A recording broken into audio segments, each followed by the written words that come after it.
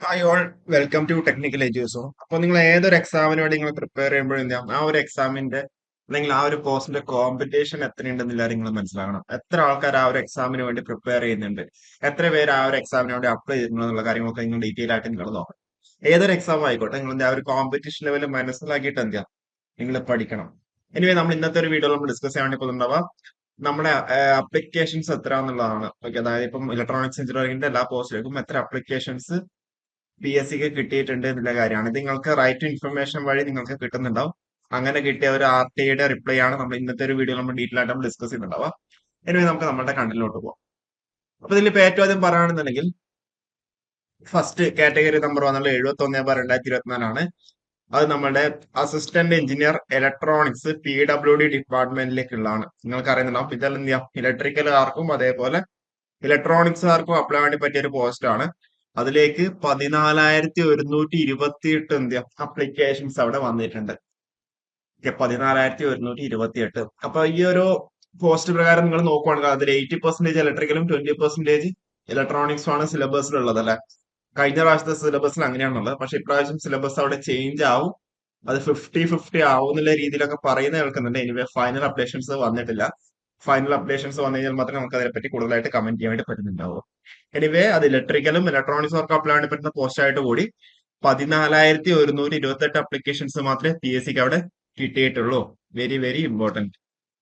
രണ്ടാമത്തെ നമ്മൾ നോക്കുവാണെങ്കിൽ കാറ്റഗറി നമ്പർ 578/2024 578/2024 എന്ന് പറയുമ്പോൾ അതെന്താണ്, എഞ്ചിനീയറിംഗ് അസിസ്റ്റന്റ് ആണല്ലേ. ഓക്കെ, അത് എഞ്ചിനീയറിംഗ് അസിസ്റ്റന്റ് ആണ്. അപ്പൊ എഞ്ചിനീയറിംഗ് അസിസ്റ്റന്റ് കേസിലോ 13,465 അപ്ലിക്കേഷൻസ് ആണ് PSCക്ക് കിട്ടിയിട്ടുള്ളത് കേട്ടോ. 13,465 അപ്ലിക്കേഷൻസ് ആണ് PSCക്ക് കിട്ടിയിട്ടുള്ളത്. എനിവേ, ഈ ഒരു ഡീറ്റെയിൽസ് ഒക്കെ എന്ത് ചെയ്യാം, നിങ്ങൾ നിങ്ങളുടെ സ്റ്റഡി സർക്കിളിലൊക്കെ മാക്സിമം ഷെയർ ചെയ്യാം കേട്ടോ. ഓക്കെ, എന്നാലും മാത്രമേ നമുക്ക് കൂടുതൽ ഇതേപോലുള്ള ഇൻഫോർമേറ്റീവ് ആയിട്ടുള്ള കണ്ടന്റ്സുകൾ നമുക്ക് തരാൻ വേണ്ടി പറ്റുന്നുണ്ടാവുള്ളൂ. ഓക്കെ, അപ്പോൾ എഞ്ചിനീയറിംഗ് അസിസ്റ്റന്റ് 578/2024 13,465 അപ്ലിക്കേഷൻസ് ആണ് കിട്ടിയത്. നിങ്ങൾക്കറിയാം, ക്വാളിഫിക്കേഷൻ എന്ന് പറയുന്നത് ഡിപ്ലോമയാണ് ക്വാളിഫിക്കേഷൻ ഉള്ളത്. ഇനിയിപ്പോ അടുത്ത് നമ്മൾ നോക്കുവാണെങ്കിൽ 720/2024 അല്ലെ. 720/2024 എന്ന് പറയുമ്പോൾ ലക്ഷ്മൺ പോളിടെക്നിക് ഇലക്ട്രോണിക്സ് ആണ്. ലക്ഷ്മൺ പോളിടെക്നിക് ഇലക്ട്രോണിക്സ് നിങ്ങൾക്കറിയാം, ഇത് ബിടെക് ഫസ്റ്റ് ക്ലാസ് വേണ്ടുന്ന ഒരു പോസ്റ്റ് ആണ് അല്ലെ. ബിടെക് ഫസ്റ്റ് ക്ലാസ് വേണ്ടുന്ന ഒരു പോസ്റ്റ് ആണ്. അതിൽ കിട്ടിയിരിക്കുന്ന അപ്ലിക്കേഷൻ എന്ന് പറഞ്ഞാൽ 12,055 അപ്ലിക്കേഷൻസ് ആണ് PSC കിട്ടിയിട്ടുള്ളത്. ഓക്കെ, 12,055 അപ്ലിക്കേഷൻസ് ആണ് PSC കിട്ടിയിട്ടുള്ളത്. അപ്പൊ നിങ്ങൾ നോക്കുവാണെന്നുണ്ടെങ്കിൽ നിങ്ങൾക്ക് എന്ത് ചെയ്യാം, പിന്നെ ഇതിലിപ്പോ 12,000, 13,000, 14,000 ഇതിൽ ആക്റ്റീവായിട്ട് പ്രിപ്പയർ ചെയ്യുന്നവർ എത്ര പേരുണ്ടാവും? ഒരു 4,000, 5,000 അത്രയൊക്കെ ആയിരിക്കുമല്ലോ ആക്റ്റീവായിട്ട് പ്രിപ്പയർ ചെയ്യുന്ന അല്ലെ. നന്നായിട്ട് എഫേർട്ട് ഇട്ടിട്ട് പഠിക്കുന്ന ആൾക്കാർ എത്രയുണ്ടാവും? 4,000, 5,000 എന്നുള്ള രീതിയിലേക്ക്. ഓക്കെ, അപ്പൊ ആ ഒരു കോമ്പറ്റീഷൻ അവർക്ക് കൃത്യമായിട്ട് മനസ്സിലാക്കാം. ഇത്രയും അപ്ലിക്കേഷൻസ് PSCക്ക് കിട്ടിയിട്ടുണ്ട്. അപ്പൊ ഇനിയിപ്പോ കൺഫർമേഷൻ കൊടുക്കുമ്പോൾ ഇതിൽ ക്രമാതീതമായിട്ടുള്ള ചേഞ്ച് ഉണ്ടാവും അല്ലെ. കൺഫർമേഷൻ കൊടുത്തു കഴിഞ്ഞപ്പോൾ നമുക്ക് ആ ഡാറ്റ നമുക്ക് അറിയാൻ വേണ്ടി പറ്റുന്നു. അപ്പൊ അത് ക്രമാതീതമായിട്ട് ചേഞ്ച് ഉണ്ടാവും.